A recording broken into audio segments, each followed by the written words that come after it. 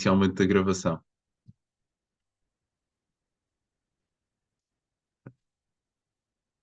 Pronto, boa tarde, boa noite a todos.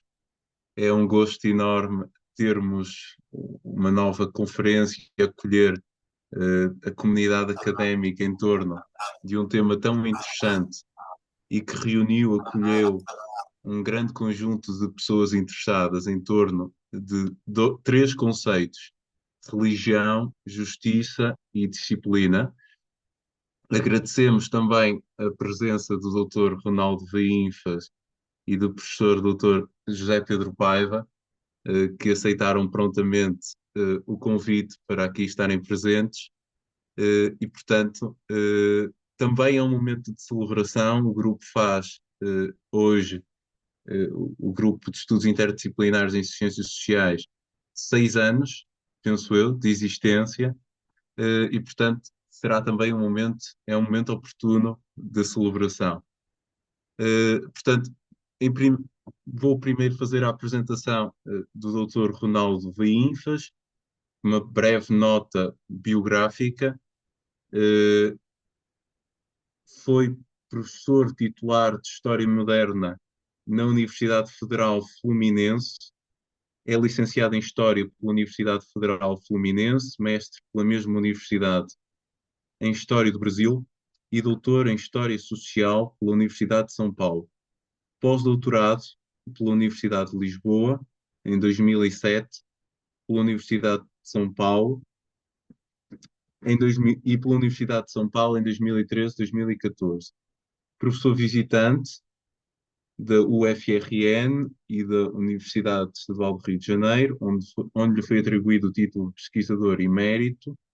Atualmente é pesquisador de vários centros de estudos, entre os quais a Companhia das Índias, Núcleo de História Ibérica e Colonial da Época Moderna, especialista em História Colonial Ibero-Americana, ministrou vários cursos e conferências e participou de inúmeros congressos no Brasil e no exterior. Coordenou o Dicionário do Brasil Colonial e é autor, entre outros, de Ideologia e Escravidão, Trópico dos Pecados e a Heresia dos Índios e António Vieira. Farei também só a apresentação do professor Dr. José Pedro Paiva antes de dar palavra ao Dr. Ronaldo Vaínfas. O Dr. José Pedro Paiva é doutorado em História e professor catedrático na Universidade de Coimbra, foi diretor do Arquivo da Universidade e da Faculdade de Letras da mesma, é investigador colaborador do Centro de Estudos de História Religiosa e integrado do Centro de História da Sociedade e da Cultura, do qual é coordenador científico. É membro da Academia Portuguesa da História e da Academia das Ciências de Lisboa. Já participou e coordenou diversos projetos nacionais e internacionais de relevo. Foi professor convidado na Universidade de São Paulo e bolseiro da John Carton Brown Library, nos Estados Unidos. Seu trabalho foca-se essencialmente na história da religião, com especial interesse pela história da Inquisição, Reforma Católica, bruxaria e feitiçaria na época moderna. Agradecemos a ambos a participação, portanto, nesta atividade e darei em primeiro lugar a palavra ao Dr. Ronaldo Vaínfas e obrigado.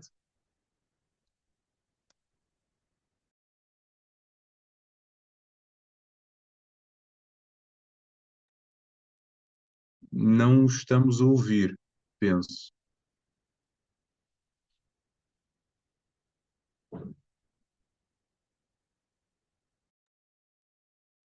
Agora vou. Agora sim, agora sim. Então, gostaria de agradecer ao Grupo de Estudos Interdisciplinares de Ciências Sociais, ligado à Universidade do Rio, em particular a professora Rafaela Ribeiro, com quem mantive contato desde os primeiros passos da organização do evento, e dizer que é uma honra e uma alegria para mim estar aqui, nesse momento, participando das atividades do grupo. A minha intervenção tem por título Inquisição, Lascívia e Misoginia. Eu estava em dúvida entre apresentar esse título e um outro, que seria sobre a morte, pena de morte na Inquisição portuguesa. Mas creio que Rafaela recomendou que eu falasse sobre esse tema,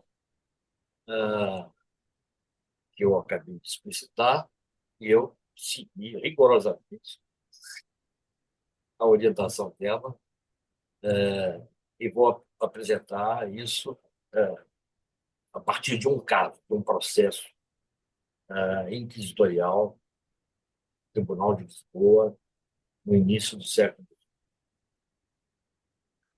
Então, me permito ler devagar o texto que preparei. José Rodrigues Manteigas era natural da pequena vila de Manteigas, de onde herdou a alcunha, na jurisdição do Distrito da Guarda, região serrana a nordeste de Portugal. A diocese é uma das mais antigas do reino, criada no século V, ainda no Império Romano, e refundada no final do século XII. José era homem simples, trabalhava como almocreve, tocador de tropas e mulas.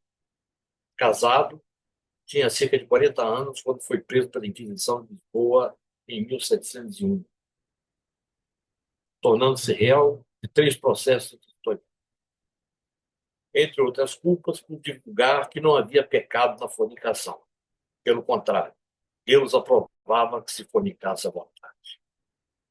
Isso ganhou fama pública, não só porque José era falastrão, senão porque ele dizia isso a propósito de diversos atos lascivos praticados por várias mulheres. As maiores culpas de José, porém, eram outras. Agir como curandeiro e feiticeiro, prometer tesouros às mulheres que seduzia por meio de ritos condenados. A desgraça do homem proveio, além dos rumores na aldeia, da confissão que algumas mulheres assediadas fizeram na confissão sacramental, o que levou os confessores a recomendar-lhes que o denunciassem ao Santo Ofício. Eu pergunto, qual foi o crime de Joseph? Não foi a sedução das mulheres, senão o modo como a executaram, usando de palavras e ritos considerados heréticos. No caso da afirmação de que não havia pecado na fornicação, tratava-se de desvio há muito percebido pelo Santo Ofício, incluídos os monitórios da segunda metade do século XVI. Uma das reações mais contundentes da Igreja Católica em face das reformas protestantes residiu na defesa do matrimônio como sacramento, coisa negada pelos protestantes de várias vertentes, em São Paulo. Centenas de processos inquisitoriais portugueses e espanhóis foram ouvidos naquele século contra homens acusados de dizer que não havia pecado na fornicação.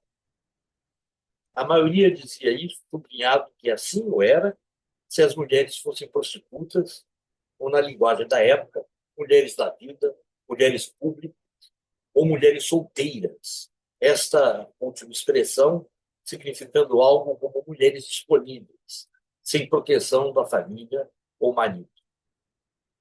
Opinião vulgarizada no imaginário masculino da época, que exprimia uma consciência misógina, não no sentido de aversão ao feminino, pois não era o caso dos fornicários, como é óbvio, senão pelo desrespeito com as mulheres, tratadas como mero objeto sexual. A Inquisição incluiu tais dizeres no rol das heresias, um pouco por tradição, pois desde a Idade Média a Igreja associava heresia e fornicação, em especial no combate aos catos, no sul da França. Isso aparece muito bem no livro do Leroy Ladurie, sobre Montaigne.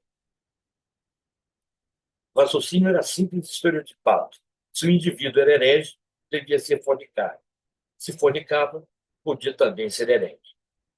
No século XVI, a Igreja incluiu tais opiniões permissivas no campo da heresia, nelas vendo indícios de adesão à seita luterana ou calvinista, entre aspas, porque assim aparece na documentação da época.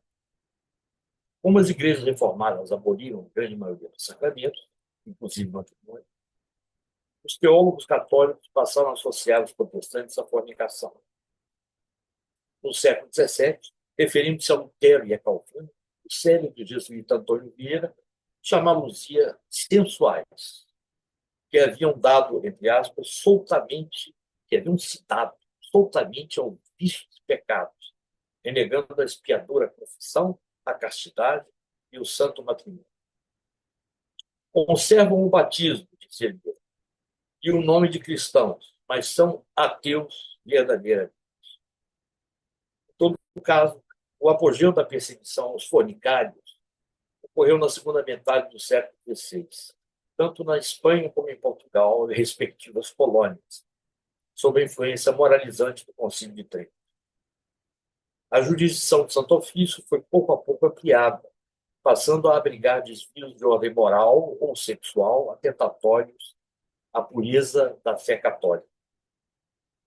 Em alguns casos, tais desvios já constavam punitórias inquisitoriais, como a bigamia, a sodomia, a defesa da fornicação, a crítica ao celibato clerical, os abusos sexuais dos confessores em meio ao sacramento da penitência, conhecido como solicitação para a torpeza.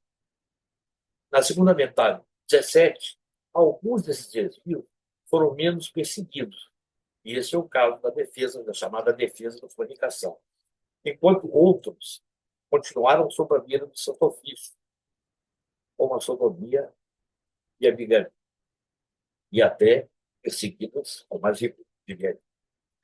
O caso de Joseph Manteiga foi, portanto, um ponto fora da curva, em certo sentido, pois no século XVIII esse delito já não mais figurava tanto entre as preocupações do Santo Ofício bélico. Não seria de surpreender que seu caso não passasse inicialmente da instrução do processo, como atestam vários casos de denúncias constantes nos cadernos do promotor, arquivadas sem processo. A primeira confissão de Joseph Manteigas, ainda em 1701, dá a ideia de seu comportamento. Não negou seus atos, começando por admitir que, para seduzir as mulheres, mostrava uma cruz que tinha tatuada no braço, acrescentando que era um enviado de Deus para curá-la de qualquer achaque. E nisto residiu o essencial das acusações que contra ele o Santo Ofício imputou. Sua estreia como curandeiro lascivo deu-se em certa ocasião em meio a seu ofício de almocreve na Sertã, quando se aproximou de uma mulher que se dizia cometida de dores, dizendo que logo a curaria, desde que a mesma o permitisse ter toque com ela. Mostrou sua cruz e fez mais. Meteu-lhe a mão por baixo das saias e fez o sinal da cruz antes de penetrá-la, acrescentando que depois soube que ela havia melhorado da saúde. Deste fato correu fama nas redondezas, e como Joseph vivia de tocar burros pela região, encontrou e foi mesmo procurado por mulheres que acreditavam no seu poder curativo. Tornou-se o que hoje se chamaria de predador sexual, com perdão pela natureza. Em certa ocasião, foi procurado por uma jovem que desejava casar-se com um homem que a tinha possuído sexualmente e buscou em Joseph o remédio para tanto. Ele não hesitou. Fez as benzeduras de costume, desta vez com o sinal da cruz na testa, nos peitos desnudos da moça e, finalmente, na vagina, dizendo, e aí cito, Deus Santo, Deus único, nosso Senhor Jesus Cristo. Ato contínuo, já devidamente excitado, penetrou-a com grande delícia. E mais, percebendo que a moça estava menstruada, recomendou-lhe que limpasse com um paninho sua vagina e tomasse o sangue de suas regras para lograr o efeito desejado. Se casasse com o tal rapaz e a desonestou. Joseph usou o mesmo procedimento com outra que o procurou, queixando-se do marido ausente, benzendo sua testa, seus peitos, sua vagina, antes de consumar a cobra. Acrescentou que a ausência do marido se devia a feitiços que lhe haviam posto, o que ele desfizera com suas benzeduras eróticas. Foi também procurado, noutra ocasião, por uma jovem que dizia estar, entre aspas, temerosa de que a desonrasse.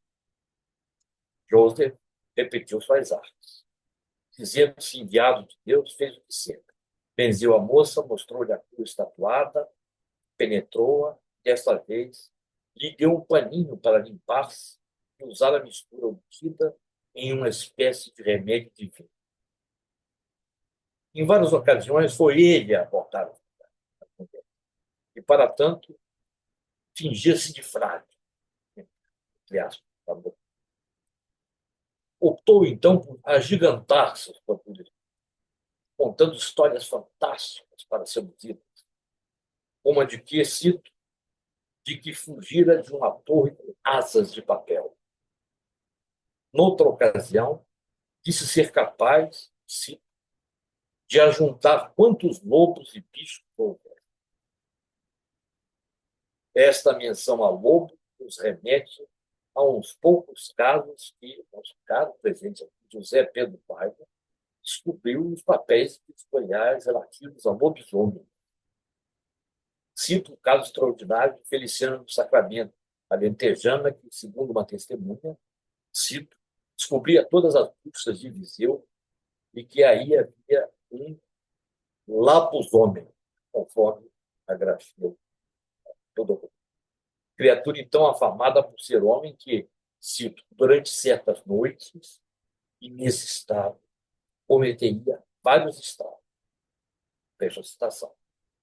Isto que, segundo o pai, quase não há deste em Portugal, talvez seja presente nas palavras de Manteigas, que dizia capaz de ajudar quantos lobos houvesse. Quando li o trecho em um dos processos, não tinha como ficar o que parece ser vanglória ou ameaça de Joseph. A explicação de Paiva parece que Joseph estava a constranger a moça, sugerindo ser mestre de lobisomens, no que mobilizava lendas antigas da cultura popular europeia presentes também em Portugal.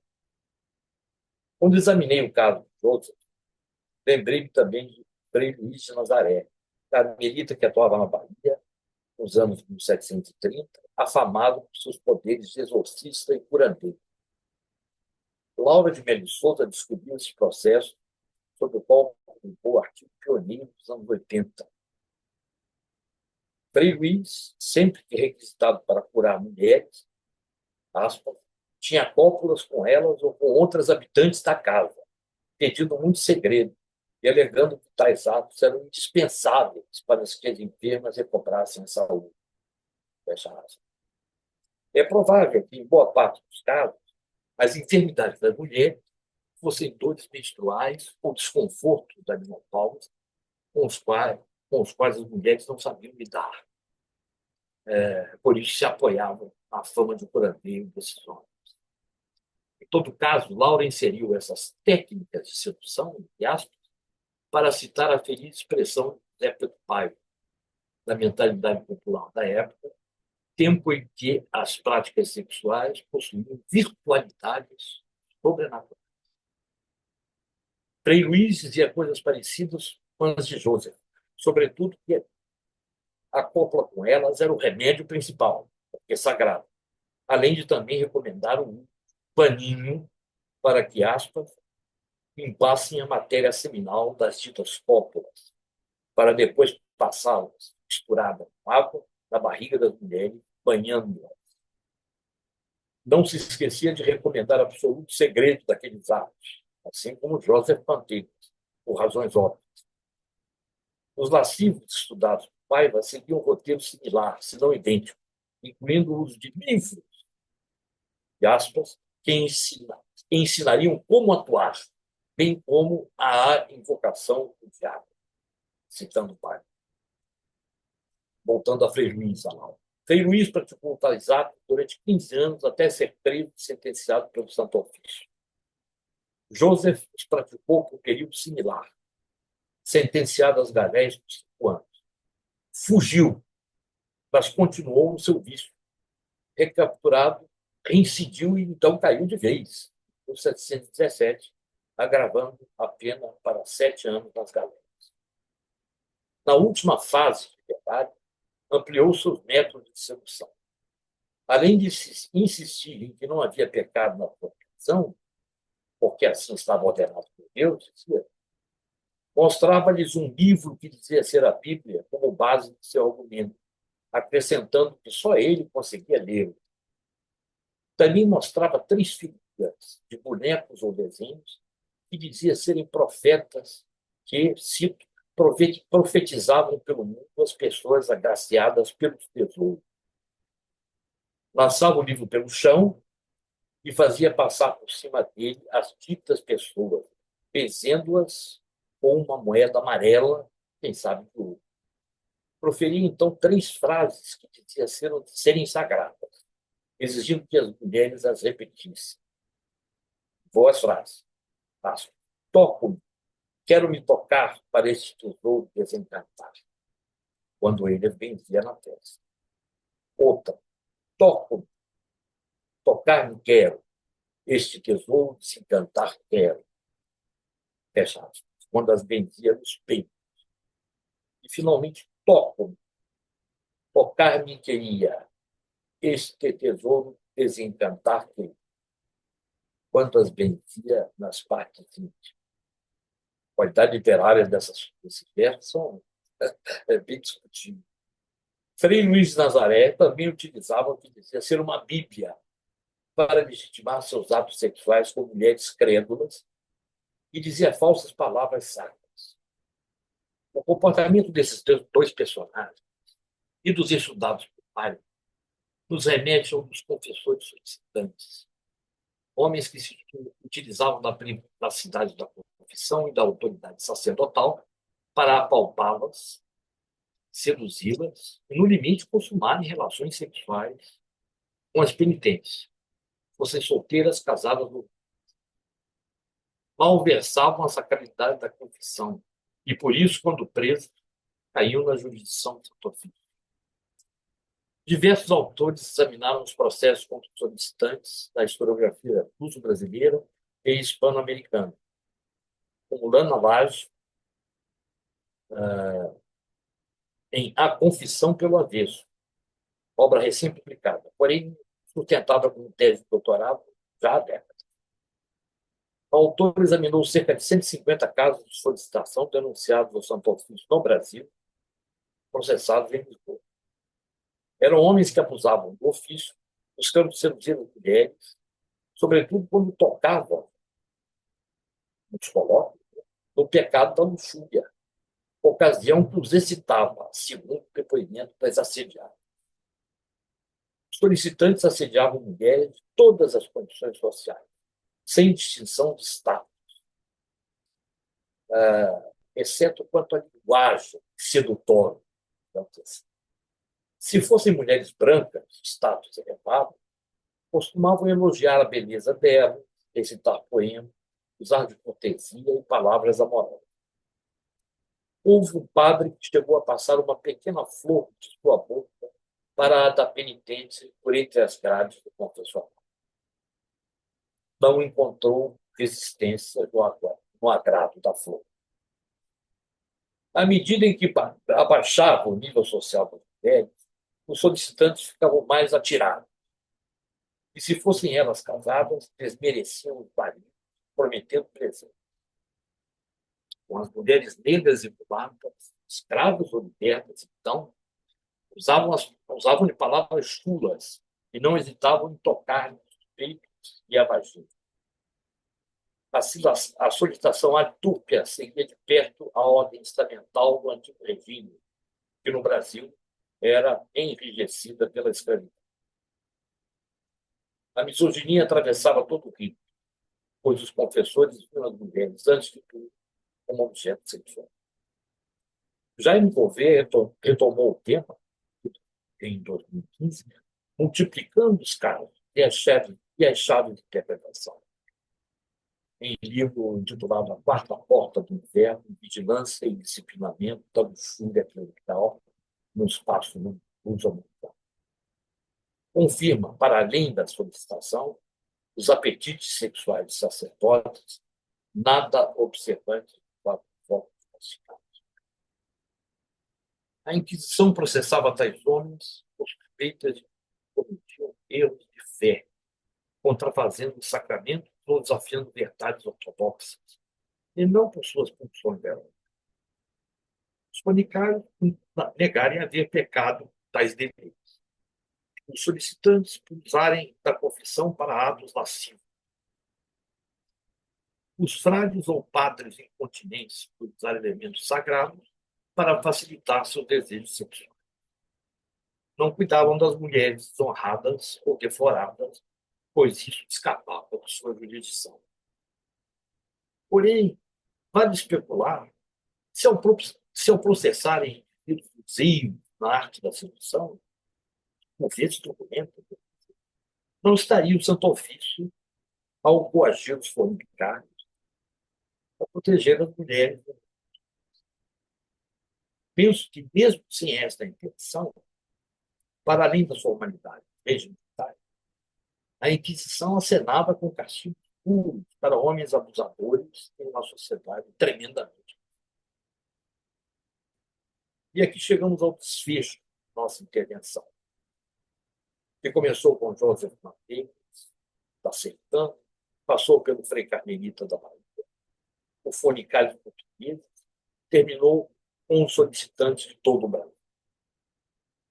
Todos tinham como uma lascívia, que no dicionário de Antônio Moraes, baseado no Tom, significava excesso em qualquer deleite, incontinência, mormente em matéria sexual.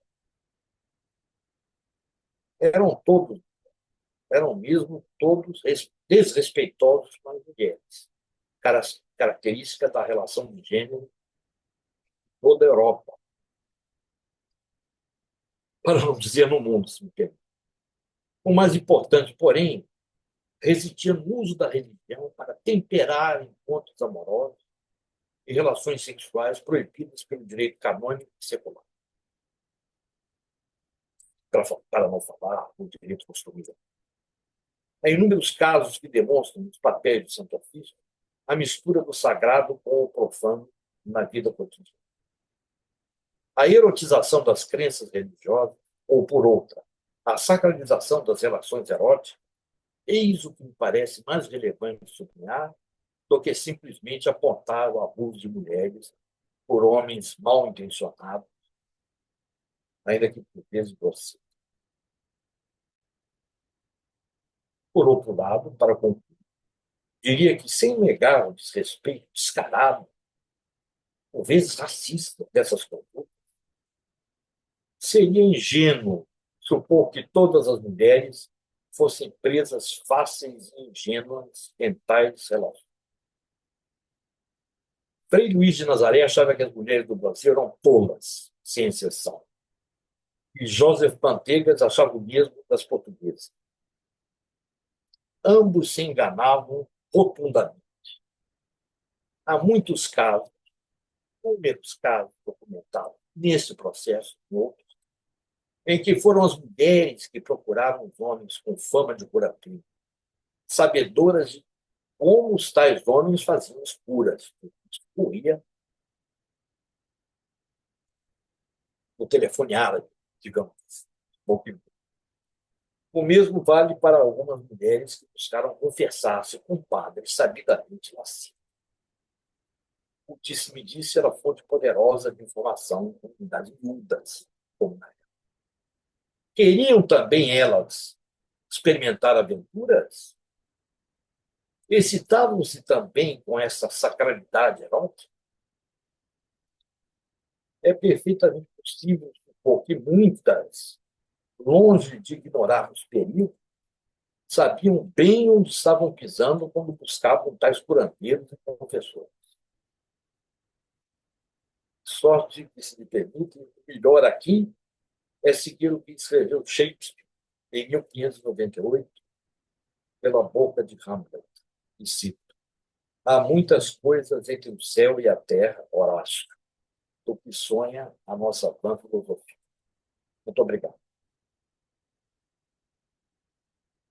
E termino, portanto, a minha intervenção. Obrigado, doutor Vinfas. Foi um gosto ouvi-lo.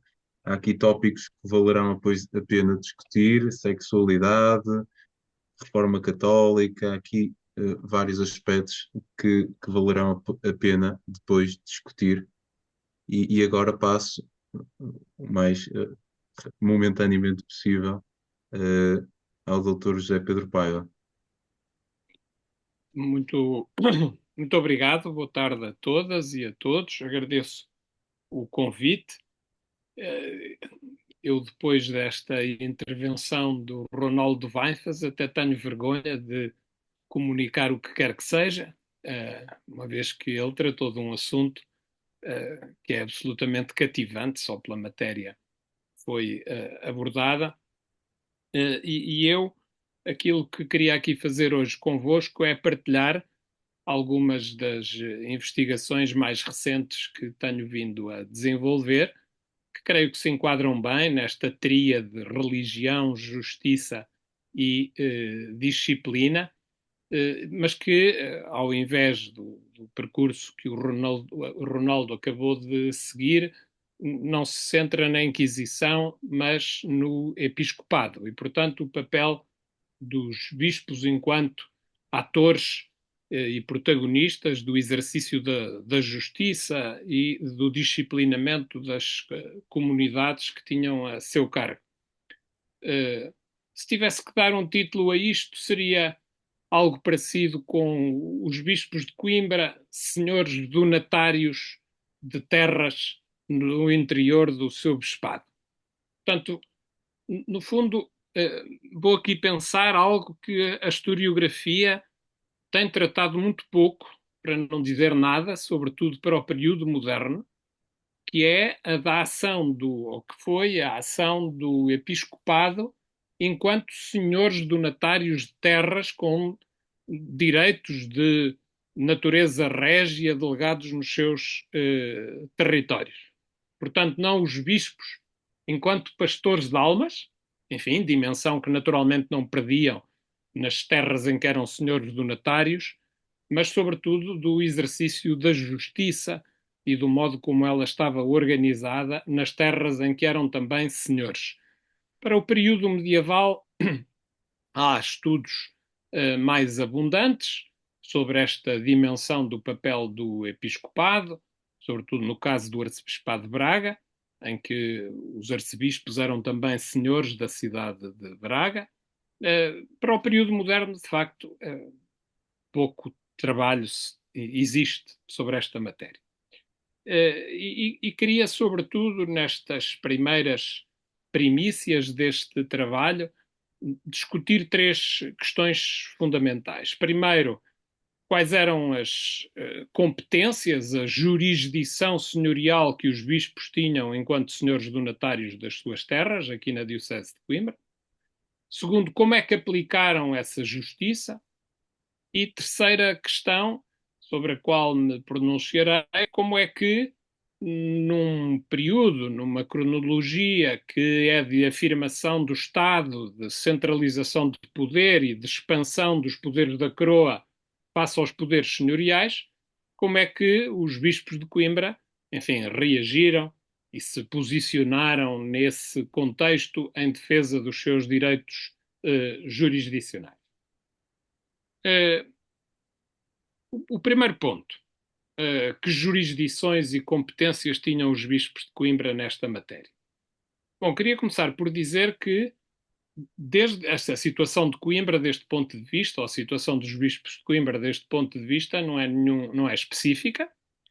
Desde a chamada reconquista nos territórios da Península Ibérica, protagonizada por forças cristãs face à presença de muçulmanos no território peninsular, desde essa altura, que no contexto dessas dinâmicas de reconquista foi muito comum os senhores seculares, muitas vezes condes de condados, ou os monarcas, nos casos da existência, por exemplo, já do Reino de Portugal, dos primeiros reis de Portugal, e em Castela, em Aragão, o mesmo, concederem aos bispos de dioceses, que normalmente estavam a ser restauradas também nesse processo de dita reconquista cristã, privilégios como senhores donatários em territórios que, no caso português, tinham a denominação de cotos, e no caso espanhol, Castela, Aragão, Leão, também de cotos, não com OU, mas apenas com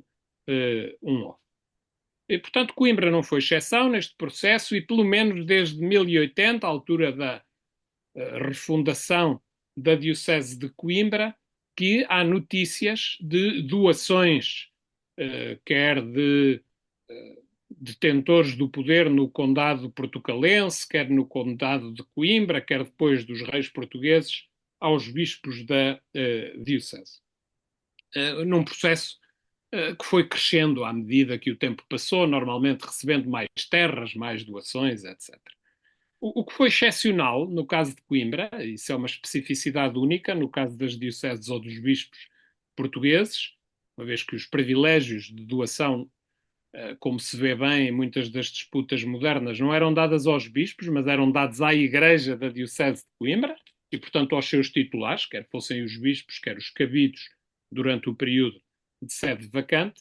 O que foi absolutamente excepcional foi o título de nobreza que lhes foi consignado no século XV. A partir dos finais do século XV, anos 70 do século XV, se não me falha a memória, quando era bispo Dom João Galvão, os bispos de Coimbra receberam do rei de Portugal, na altura, Afonso V, o título de condes de Arganil. Isso é único no caso das dioceses portuguesas. E os bispos usavam com gala essa denominação, era um dos privilégios honoríficos que tinham, e, portanto, na maior parte da documentação das suas chancelarias, e sobretudo quando eram referenciados enquanto titulares e senhores de direitos donatários, nessa documentação eles nunca deixavam de dizer que eram bispos de Coimbra, condes de Arganil, senhores de Coja e alcaides-mores de Avô. E, portanto, faziam sobrevaler esta titulação e os seus privilégios de jurisdição nestes territórios. Esses territórios eram variados, estavam dispersos em vários lugares da Diocese de Coimbra, mas havia um núcleo muito forte e coeso, a que os bispos, na sua documentação, chamavam os Cotos da Beira, em torno precisamente do lugar de Arganil, de que eles eram condes, e era um território relativamente amplo, situado, enfim, para interior da Diocese de Coimbra, e que contemplava mais de 20 freguesias, mais de 20 paróquias da Diocese. Era, portanto, um território que tinha uma dimensão relevante, para além de, depois de outros territórios dispersos um pouco por toda a Diocese, desde as suas zonas costeiras até às zonas mais a norte e a sul da Diocese. Nestes territórios, os bispos de Coimbra foram acumulando uma ampla jurisdição. A jurisdição nas suas terras não era igual em todas elas. Isso dependia naturalmente da natureza da doação régia original, mas naqueles espaços onde tinham mais ampla jurisdição, de facto falamos de um poder, um domínio que era bastante amplo.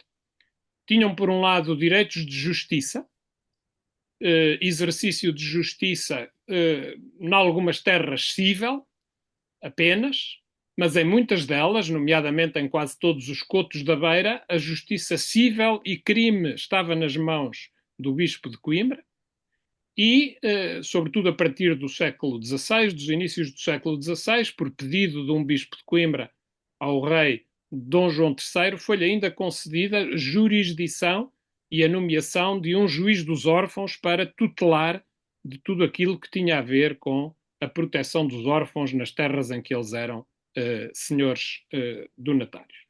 Portanto, por um lado, competências de justiça, por outro lado, competências de natureza fiscal, naturalmente, nas suas terras, recebiam uma série de rendas, rações, foros, direitos de portagem, que estavam consignados em forais régios, que foram, como sabemos, muito reconsiderados durante o início do reinado de Dom Manuel, e estas terras do Bispo de Coimbra também receberam forais régios nesta altura, e os próprios bispos, em algumas das terras que não tinham foral específico, fizeram forais próprios, sobretudo na primeira metade do século XVI. Portanto, privilégios de justiça, fiscais, militares, nomeavam, por exemplo, os alcaides em algumas das terras onde havia castelos. Coja, Avô, Arganil são exemplos disso. E a partir de 1569, quando Dom Sebastião faz o regimento das ordenanças, que cria uma nova forma orgânica de recrutamento, enfim, vamos lhe chamar universal da população portuguesa, para poder contribuir com serviço militar, competia também aos bispos de Coimbra a nomeação das estruturas de liderança dessas ordenanças, isto é, os capitães-mores, os capitães e os alferes das diversas localidades. Isso era nomeado pelos bispos de Coimbra nas suas terras. E tinham também competências no âmbito do governo das terras, no governo dos concelhos que existiam. Muitas destas terras eram concelhos por si, como se dizia, e, portanto, cumpria aos bispos, através dos seus ouvidores, figura de que já falarei, zelar pela eleição dessas justiças locais e das variações locais, dos concelhos, e depois dar posse a esses detentores desses cargos. E em algumas localidades, por fim, também estas concessões apenas apareceram no período moderno, nos inícios da modernidade, não no período medieval. Em algumas terras tinham o direito de apresentar os tabeliães públicos. Portanto, não eram nomeados pelo rei, estes tabeliães públicos, mas sim pelo bispo de Coimbra, e bastava uma carta régia do bispo de Coimbra para eles poderem exercer a sua atividade sem terem que ter, enfim, nenhum comprovativo ou nenhuma anuência da coroa para o fazer. Portanto, como veem, são privilégios de uma amplíssima natureza, doações muito amplas no domínio da justiça, fiscais, militares, do governo das terras e até de colocação de tabelião. Enfim, tudo isto é matéria que merece muita atenção. Eu vou agora dizer 2 ou 3 notas breves sobre o exercício da justiça, que no fundo é o ponto que toca mais com aquilo que nos convoca aqui hoje. Bom, a justiça era exercida por estes senhores donatários, os bispos nesse contexto não eram especiais nem diferentes dos outros senhores donatários que existiam no reino, tanto leigos como eclesiásticos. A justiça era, por um lado, uma justiça de primeira instância, que podia ser, como há pouco vos disse, crime ou cível, ou as duas em conjunto, e era exercida pelos juízes das terras, que eram nomeados nos concelhos. Portanto, todos os concelhos tinham normalmente um juiz e 2 ou 3 vereadores e um procurador que compunha, vamos lhe chamar assim, a variação desses concelhos nas terras do bispo, e esses juízes que normalmente eram iletrados, ou que muitas vezes eram iletrados, mas que tinham acesso a documentação que vi de correições feitas por um responsável do bispo, demonstram que em muitos destes concelhos existiam as ordenações gerais do reino, o que significa que eles provavelmente seguiriam também aquilo que estava consignado na justiça régia para aplicarem justiça nestes territórios.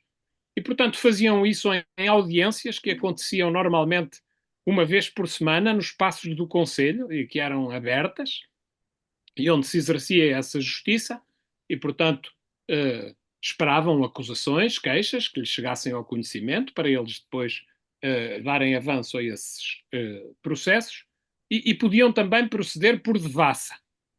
partir dos finais do século XVI, houve bispos que pediram essa autorização ao rei, alegando que havia muitos criminosos nas suas terras e que, para os poderem perseguir de um modo mais eficaz, tinham que proceder por devassa, isto é, não estar à espera que lhes chegassem acusações, mas eles próprios irem inquirir testemunhas para conhecer casos de criminosos, sobretudo criminosos mais malfeitores, como se dizia na documentação, e que perturbavam esses territórios. Além da justiça de primeira instância, o bispo tinha também justiça de segunda instância. Isto é, o bispo tinha um ouvidor que podia receber apelações das decisões tomadas pelos juízes dos conselhos em primeira instância.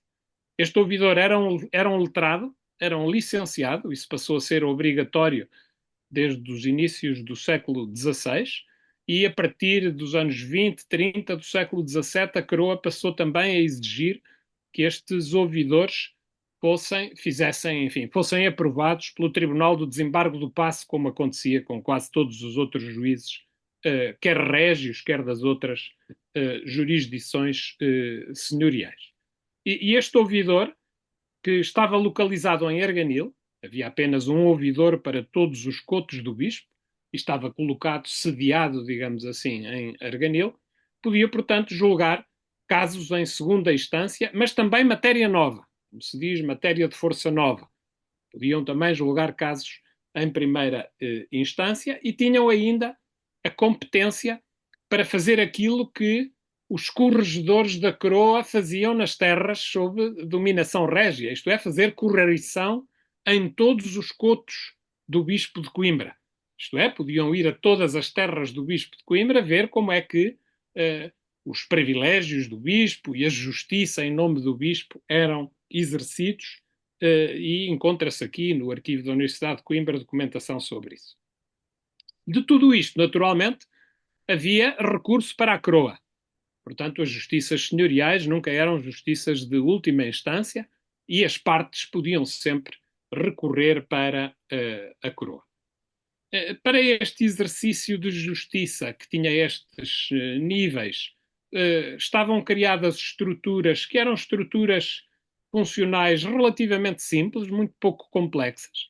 Portanto, ao nível da primeira instância, havia um juiz nos conselhos, que tinha um escrivão, que tinha um meirinho e um porteiro do conselho, que no fundo convocava pessoas, etc.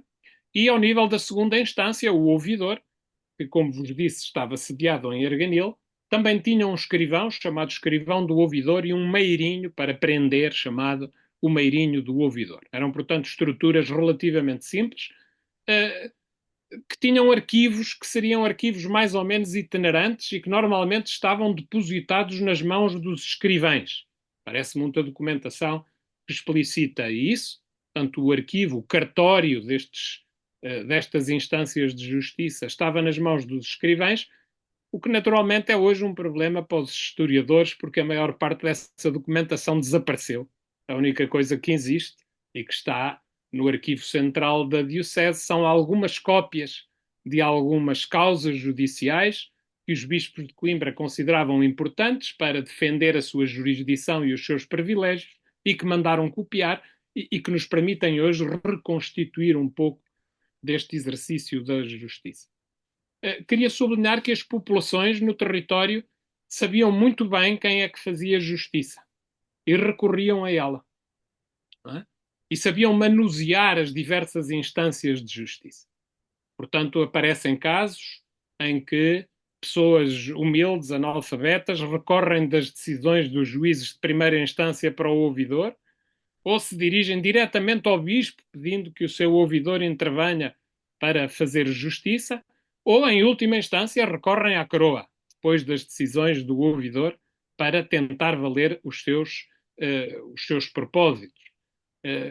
Há casos, sobretudo, muito interessantes, a partir dos meados do século XVII, de habitantes que, para fugir aos pesados encargos de tributos que os forais impunham a quem explorava as terras nos territórios dos bispos, procuravam plantar plantas novas, novos cultivos que não estavam consignados nos forais, para assim dizerem que, como aquilo não aparecia nos forais, eles não tinham que pagar direitos ao bispo. Há casos muito interessantes quando se começa a plantar milho grosso aqui nesta região, nos séculos XVII, e em que há habitantes de vários cotos do bispo que se recusam a pagar a ração do milho grosso. Nesse caso foi o bispo que recorreu para um juiz da coroa em Ceia, que acabou por dar razão ao bispo e dizer que aquilo eram terras do bispo, não estava nos forais iniciais, eram produtos novos, mas tinham que se pagar rendas disso mesmo. Ao longo do tempo, os bispos e a coroa criaram dissídios em torno da defesa destes direitos ou da tentativa de recuperação destes direitos, no caso da coroa.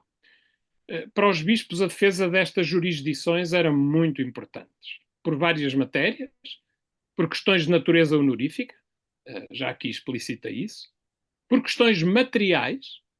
Um dos aspectos que as pesquisas que tenho feito têm revelado é que os bispos tinham os seus maiores rendimentos em toda a diocese, além dos dízimos, que eram fortes em muitas das paróquias, mas além dos dízimos, sobretudo nas terras em que eram senhores donatários. As paróquias dos cotos da beira eram aquelas onde os bispos iam buscar mais receita e, portanto, naturalmente, isso tinha uma grande relevância, não é? E eles não prescindiam desses direitos. Além de que, nessas terras que eram cotadas, eles tinham ainda privilégios especiais, por exemplo, de exclusividade de caça e de pesca para alimento das suas casas e dos seus espaços. Isso também lhes era concedido e, portanto, eles eram zelosos defensores disto. Aliás, muitos deles gostavam de ir caçar ou ver pescar para os seus cotos. Temos muitos exemplos disso. Enfim, houve muitas peripécias neste processo entre os finais do século XV e os finais do século XVII. Queria apenas sublinhar 2 ou 3 notas que me parecem relevantes e que, no fundo, explicitam o modo como esta relação entre bispos, senhores donatários e a coroa se processaram ao longo destes 2 séculos. Bom, primeiro, dizer que nos períodos em que vinha um bispo novo, ou nos períodos em que um novo rei assumia a governação do Reino de Portugal, esses períodos normalmente obrigavam à apresentação por parte do episcopado dos direitos que tinham. Portanto, com regularidade, os bispos e os cabidos em sede vacante tinham que pedir ao rei, sempre que havia alteração de titular, a renovação destes direitos. Portanto, eles não tinham um caráter perene.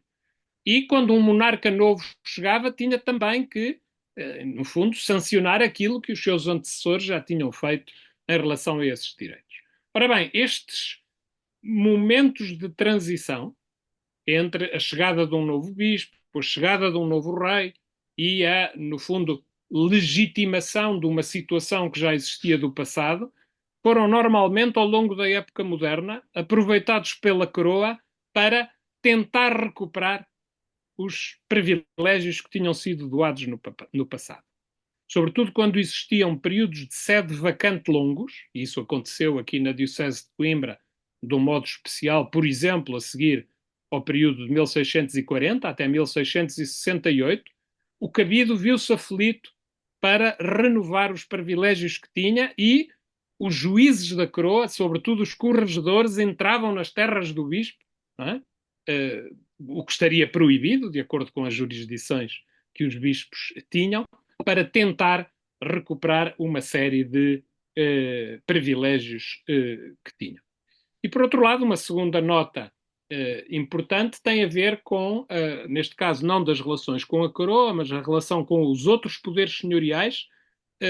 Aparecem também, ao longo destes períodos, muitos conflitos entre os bispos de Coimbra, enquanto titulares de senhorios donatários, titulares de cotos, e outros senhores que tinham terras que confrontavam com as suas e onde, muitas vezes, havia disputas, sobretudo, quer a propósito de direitos fiscais sobre essas terras, quer quando se tratava de exercer jurisdição civil ao crime, porque muitas vezes os moradores também usavam essas fronteiras, às vezes ambíguas, para tentar tirar melhor partido dos interesses que procuravam defender. E isso também gerou conflitos com os senhores, que normalmente depois terminavam com recursos para a coroa, que vinha sancionar, digamos assim, aquilo que devia ser a regulação da atuação entre esses territórios. Em suma, e queria terminar com estas ideias, aquilo que vos procurei mostrar é que, além do poder espiritual, além de serem bispos e pastores de almas na sua diocese, os bispos de Coimbra tinham também, em algumas das terras do bispado, uma jurisdição temporal muito ampla. Isso, naturalmente, aumentava o seu poder, a sua capacidade de disciplinamento sobre essas populações, que nesses territórios era naturalmente muito mais eficaz do que na restante diocese. Uma última nota para dizer que, deste ponto de vista, os bispos do Império nunca tiveram nada de equiparável. E, portanto, o direito de padroado, desde o princípio, limitou radicalmente esta possibilidade de os bispos nas terras do Império serem também senhores donatários das suas terras, o que, de um certo ponto de vista, limitava o seu poder. E era isto.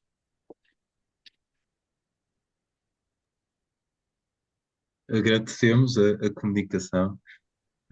Seguir-se-á então um período de discussão, perguntas, que poderão ser feitas pelo chat da conferência, ou então levantando a mão virtualmente, para que possam intervir junto dos oradores.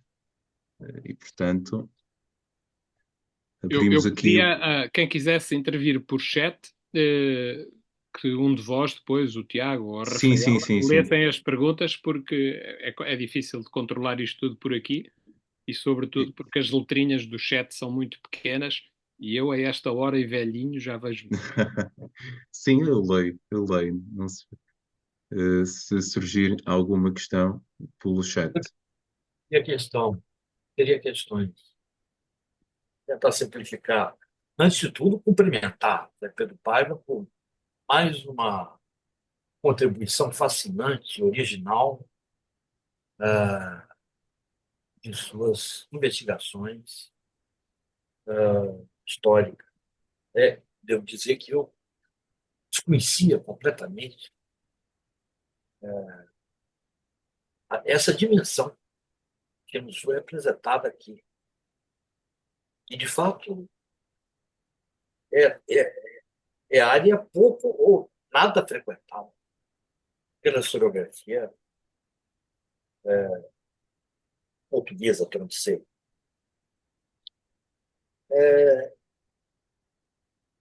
Eu fiquei curioso, percebendo essa hipertrofia do poder temporal, isso, embora amparada na tradição do direito, se havia causas envolvendo disputas entre camponeses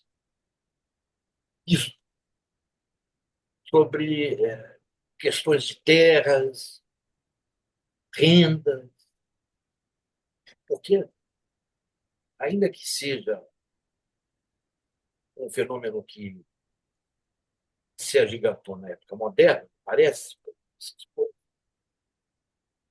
há vestígios cerimoniais muito fortes. Tem alguma coisa a ver com servidão? Aparece alguma coisa nesse sentido? Ou o campesinato é formalmente livre? Queria um comentário seu sobre isso, porque isso me deixou muito curioso. Muito bem. Não sei como é que vocês pretendem fazer, Tiago. Respondemos logo ou a grupos de questões? Eu tenho uma segunda muito pontual.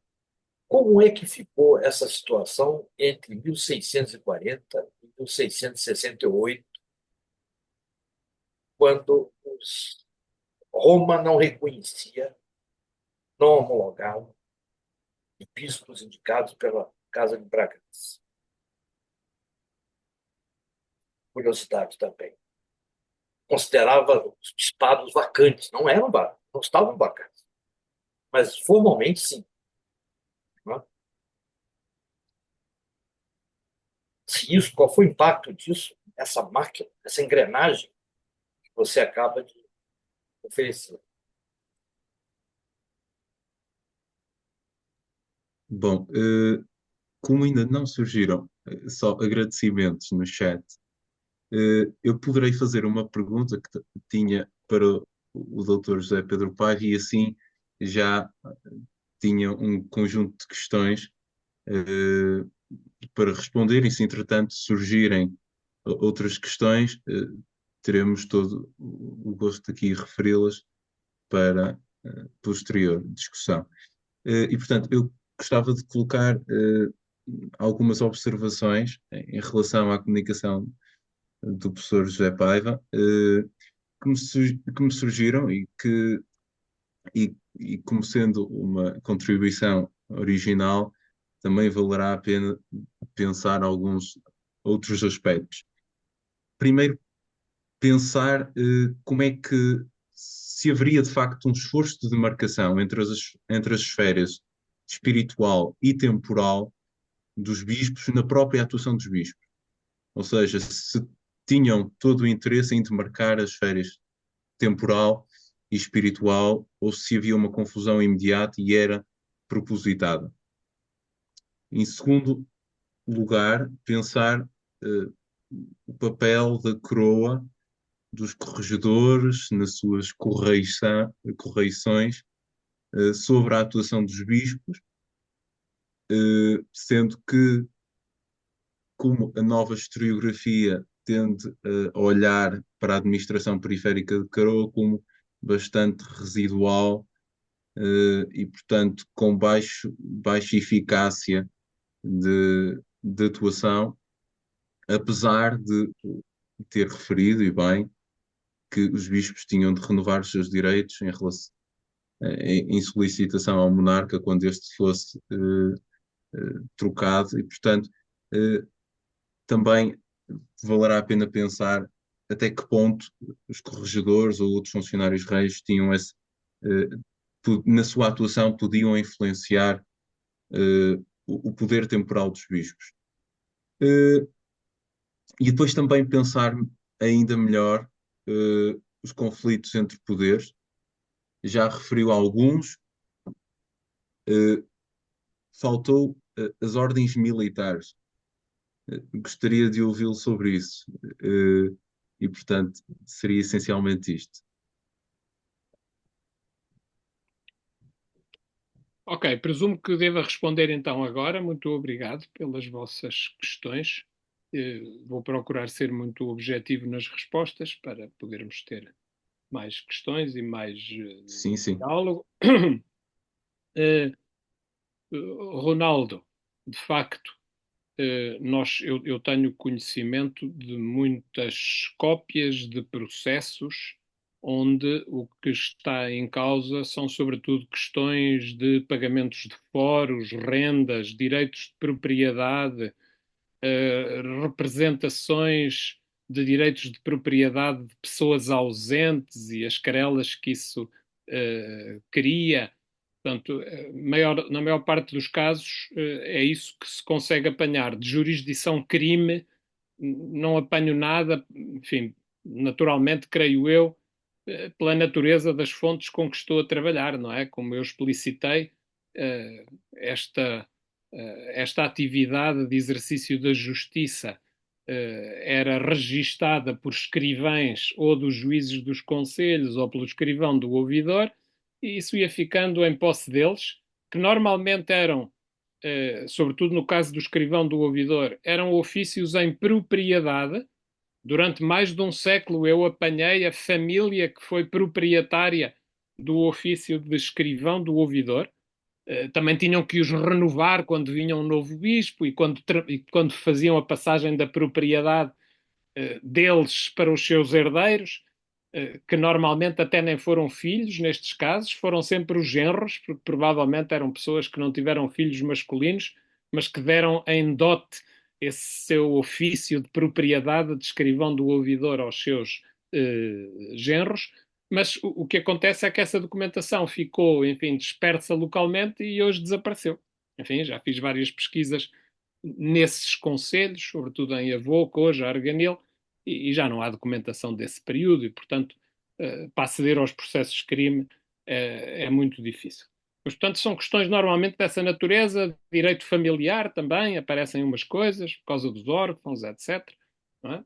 Enfim, jurisdição civil em geral. Eles não são, os camponeses, os moradores dos territórios, não têm uma condição servil, enfim, já não estamos no período medieval, mas têm condição de vassalos do bispo. Quando os bispos tomavam propriedade da diocese, enfim, eram empossados primeiro na catedral, e com isto já respondo à primeira pergunta do Tiago, porque havia de facto uma separação clara entre a dimensão do bispo enquanto pastor de almas e o bispo enquanto senhor donatário das suas terras, o bispo enquanto senhor de Coja, conde de Arganil, alcaide de Mordavô. E havia dois atos de posse completamente diferentes. Apanhei um registro notável de 1585, quando o bispo Dom Afonso Castelo Branco tomou posse, que mostra exatamente todo o ritual que foi feito por um procurador do bispo nos seus cotos, nos diferentes concelhos dos cotos da Beira. E, portanto, havia uma separação clara. E nesses atos de posse do bispo enquanto senhor dos seus cotos, convocavam-se os conselhos, convocavam-se os moradores, eles estavam presentes, os membros do conselho recebiam uma cópia da bula papal que instituía o bispo como bispo da diocese, metiam-na na cabeça, beijavam-na, o procurador do bispo pedia-lhes as varas do seu poder, voltava a dar-lhes as varas do seu poder, portanto havia todo esse ritual de encenação de posse, e nesses momentos o juiz do conselho e os vereadores do conselho juravam vassalagem ao bispo.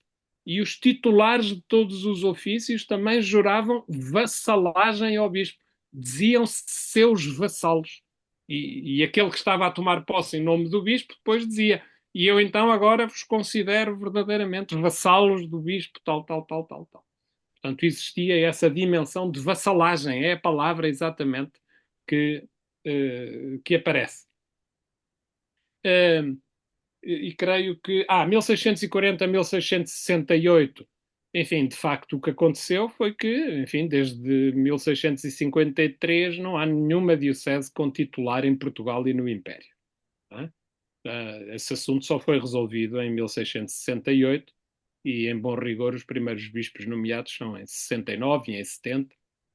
Aliás, isso vai ter impactos no Brasil, com a criação de novas dioceses, tudo isso vai acontecer nessa altura. E, portanto, nessa altura, as dioceses estiveram vacantes, eram governadas pelos cabidos, e, de facto, aqui no caso de Coimbra, e isto aqui toca agora a questão também do Tiago sobre as correições, os corregedores entraram pelos cotos do bispo e de facto justificaram isso dizendo que não havia bispo e portanto não havia titular dos direitos da Igreja de Coimbra e foi um dos momentos de forte ofensiva. E isso acontecia, como eu procurei explicitar, sobretudo nestes momentos de transição, ou de novo rei ou da chegada de novo bispo. Porque um dos direitos que os bispos de Coimbra tinham era precisamente o direito de isenção de correição. Mas às vezes os corregedores abusavam. Há muitas queixas disso.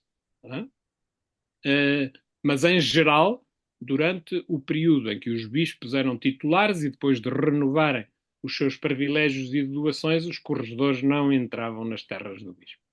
E alguns até padeceram muito. No tempo do Dom Jorge de Almeida, que era um bispo muito duro, ao que parece, um dos oficiais do corregedor até saiu das terras dos cotos do bispo sem uma perna porque lhe cortaram. E, portanto, havia essas dificuldades, esses diferendos, mas aquilo que se percebe é que, à medida que o tempo vai passando, as jurisdições do bispo são cada vez mais postas em causa e a capacidade que a coroa tem de intervir cada vez mais nas suas jurisdições e nos seus territórios é maior, isso é absolutamente inequívoco.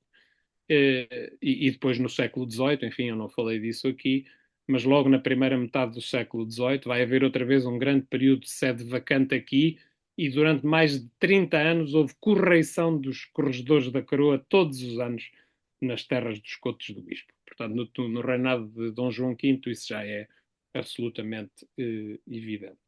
Conflitos de poderes. Enfim, com as ordens militares não vi nada. Vi com outros senhores de terras poderosos, os senhores de Cantanhede, por exemplo, da Casa de Aveiro, que tinham ali em Montemor, que é aqui uma zona perto de Coimbra, terras que confrontavam com cotos do bispo nessa zona, nomeadamente Arazede, mas com ordens militares não vi. Aliás, não sei se aqui havia Sor, talvez fosse ainda um senhorio da Ordem de Cristo, não tenho a certeza, mas esta não é uma zona de forte presença de ordens militares na época moderna. Muito bem. Luciano, acho que respondi mais ou menos a tudo. Sim, sim, sim, sim.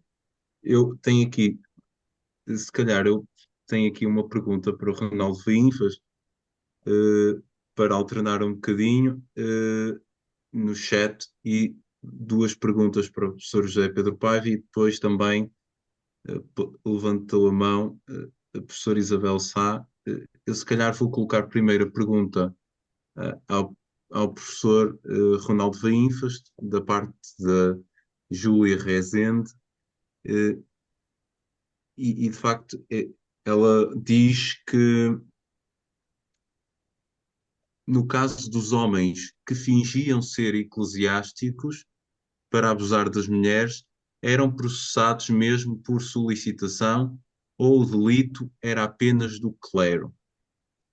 Penso que não, entendeu?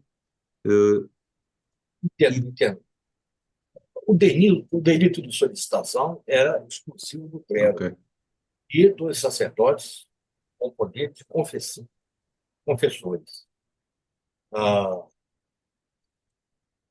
Os eclesiásticos que abusavam deles, se irregulares, ficavam sujeitos à disciplina da respectiva ordem.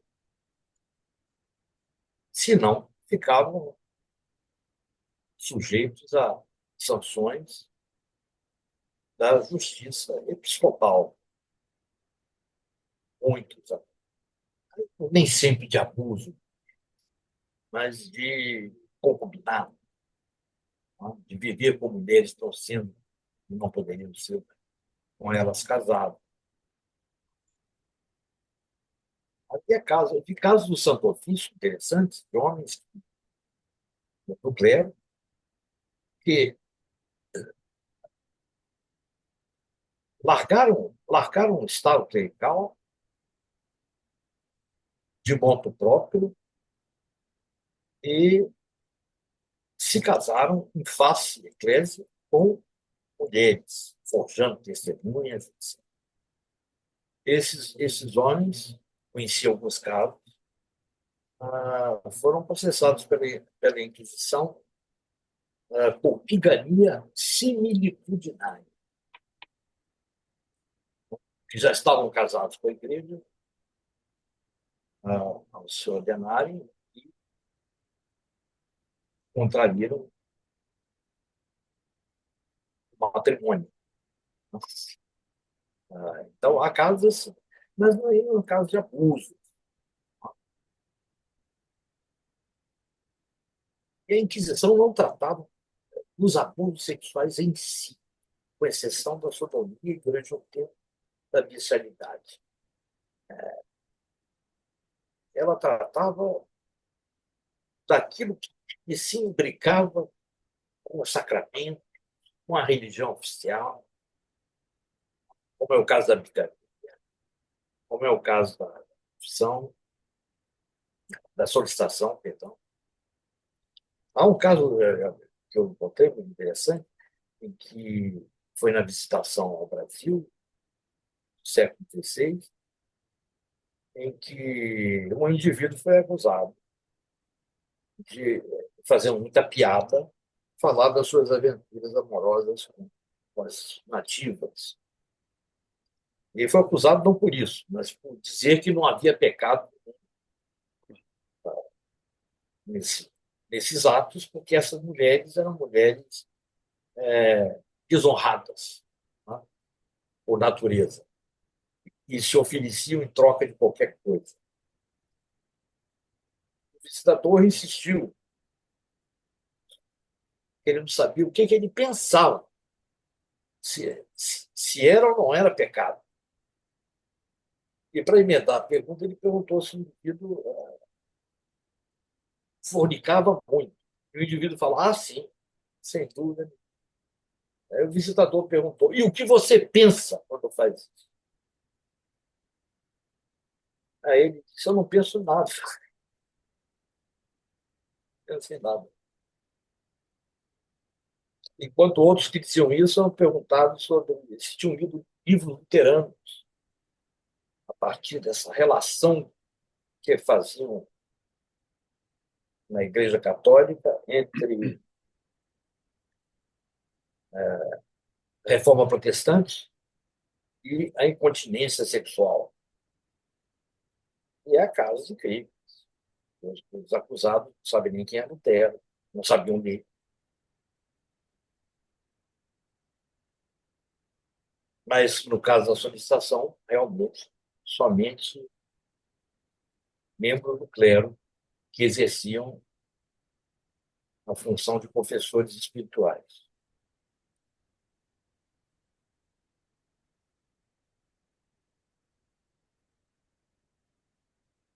A outra pergunta que eu estou vendo aqui, que é escrita, é para o Zé Pedro Paiva.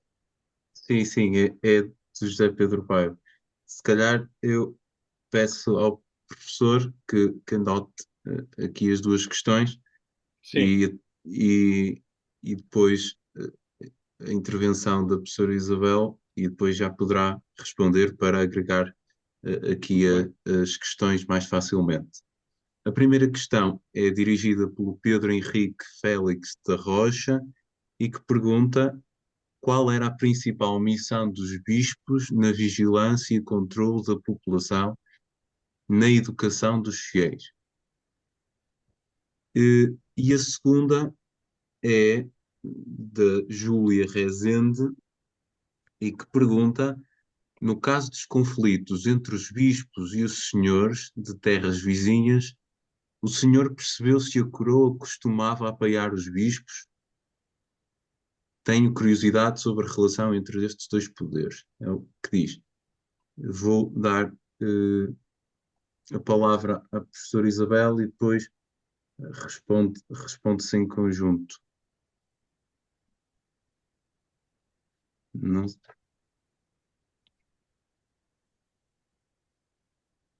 Isabel, estás sem som, Isabel. Tens que ligar o som. certamente. Pastor, muito boa tarde a todos. Eu queria colocar duas questões ao professor Paiva. Em primeiro lugar, dizer que acho o assunto absolutamente apaixonante, porque nunca ninguém trabalhou sobre ele e sei que é difícil obter fontes para este tipo, para tudo que envolve justiça em Portugal, tirando a Inquisição, né? E depois o resto. Praticamente não há fontes. Ora bem, queria fazer uma pergunta, porque não apanhei. A primeira é quando é que há milho em Coimbra, milho americano, milho maíz? E esta pergunta é um bocadinho mais séria e diz respeito a querer saber se tu sabes, Zé Pedro, como é que se os bispados são muito diferentes uns dos outros no que toca a senhorios eclesiásticos, ou seja, Tibães tem uma sala para a ouvidoria, os arcebispos de Braga exercem justiça e são senhores da cidade. Eu também encontrei um arcebispo mais famoso de todos, o Dom Diogo de Sousa, às portas da morte e o rei a mandar o corregedor e o corregedor fica em picos regalados porque não pode entrar na cidade. Por exemplo, a provedoria dos defuntos está dividida aos meses entre um funcionário régio e um funcionário episcopal. Portanto, há aqui uma série de evidências que nos apontam para esta parte que eu acho que está menos estudada, que é como é que funcionam os rendimentos episcopais e as propriedades e tudo isso que estás a estudar e muito bem. E, portanto, queria saber se já tens algumas ideias sobre o que é que se passa em situações semelhantes, em que os bispos são senhorios, obviamente não titulares, mas, enfim, eu tenho que me calar porque estou aqui a ser solicitada.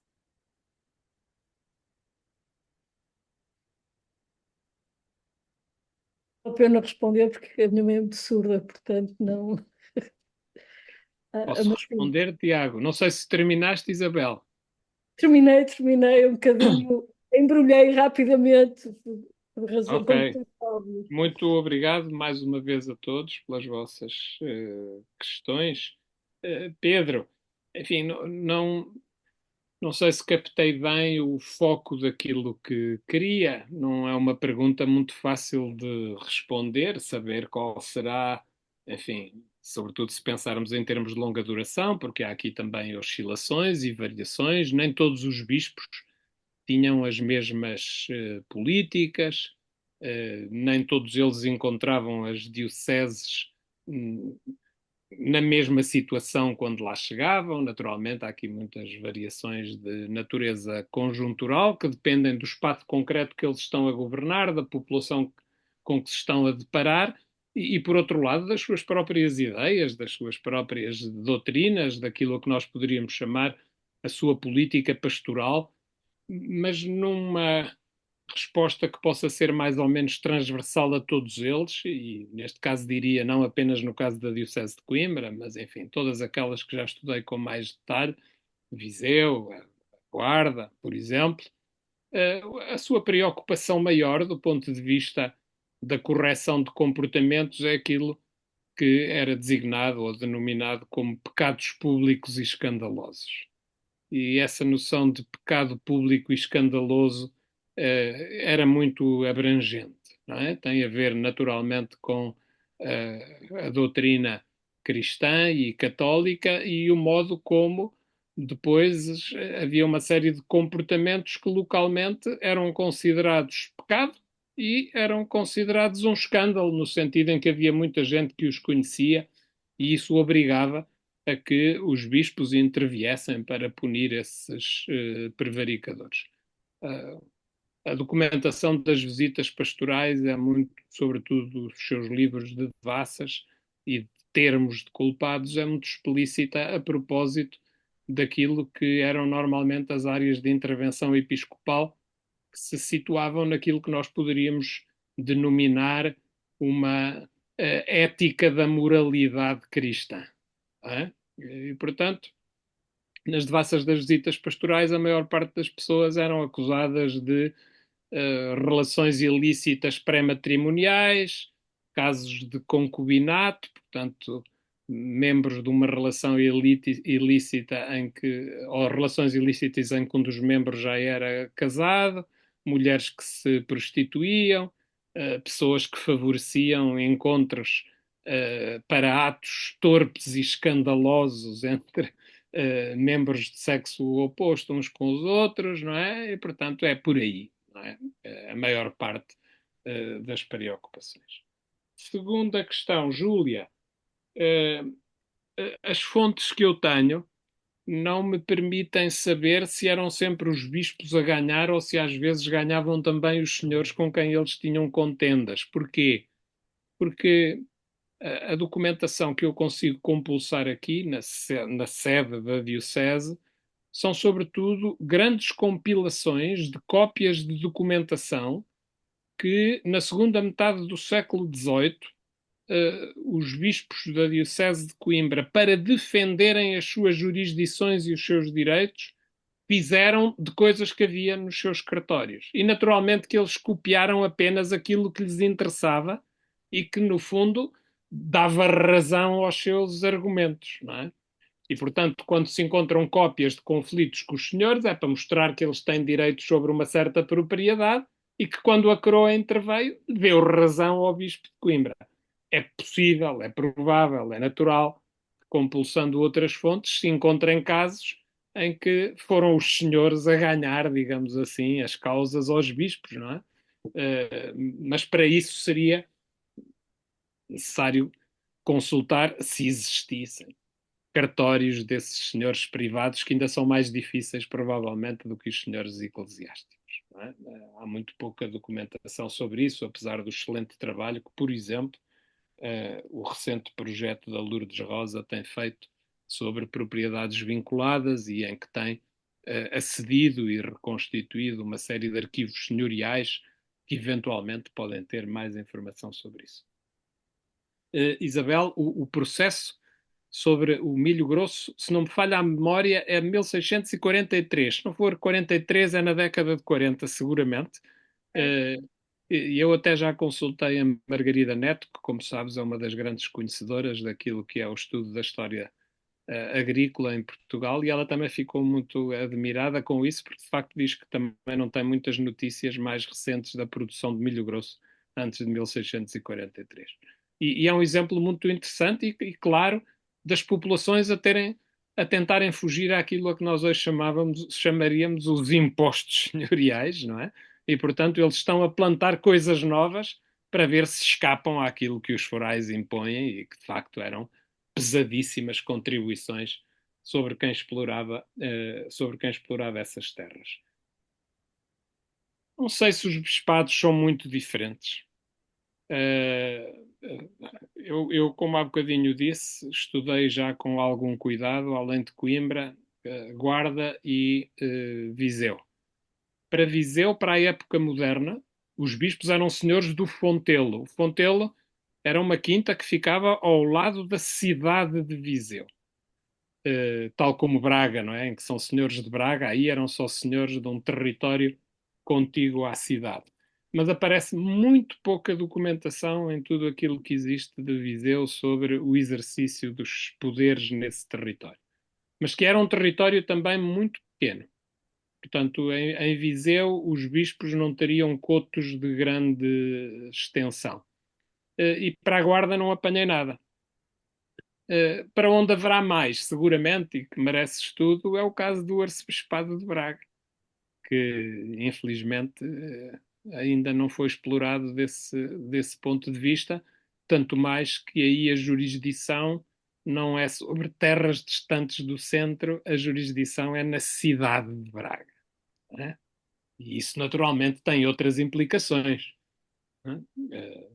Mesmo, por exemplo, do ponto de vista do exercício da justiça cível, não é? Uma vez que tens aí todas essas comunidades de mercadores, toda essa tralha, que aqui não aparece. Eu aqui estou a falar sobretudo de territórios que são territórios agrícolas, não é? Onde há gente que trabalha a terra.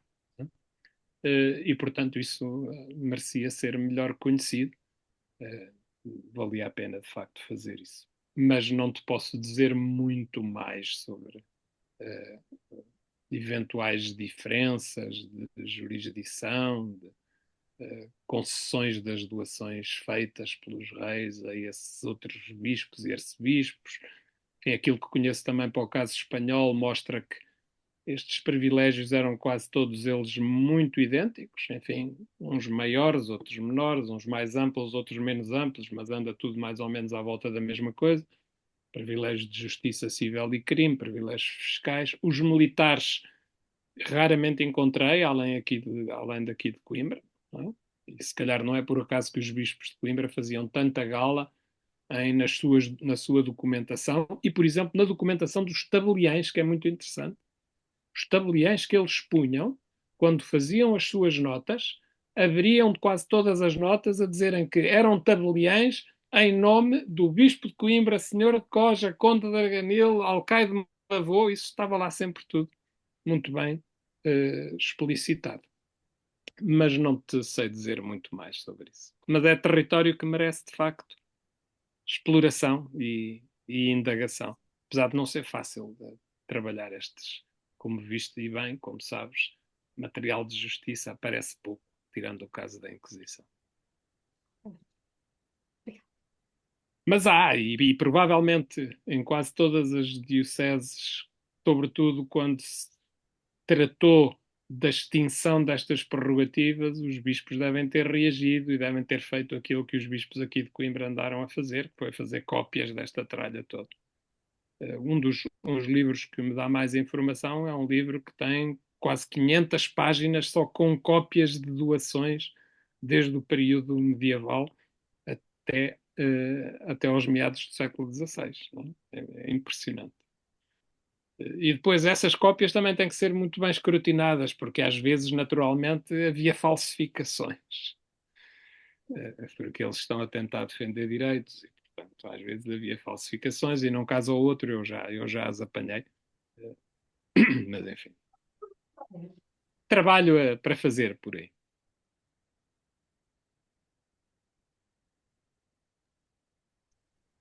Bom, não sei se haverá mais alguma questão. Penso que não. Bom, é hora de jantar e no Brasil é Certamente, hora de ir beber um chopinho, que já está calor e sabe bem. sim, de facto.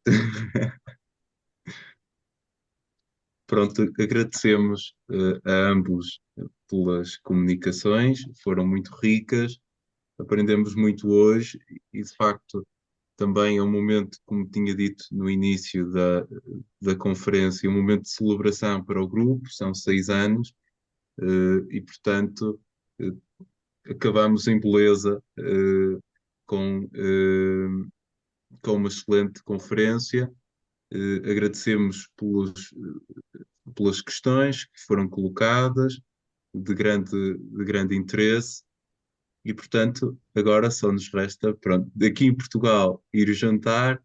Quem está no Brasil ainda, de facto, é um pouco cedo para isso, mas portanto, fecharíamos então aqui a conferência. Um agradecimento a todos, e bem-haja. Boa noite. Obrigado, boa noite, sim.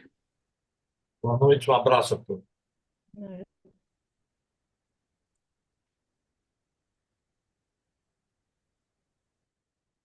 E boa noite.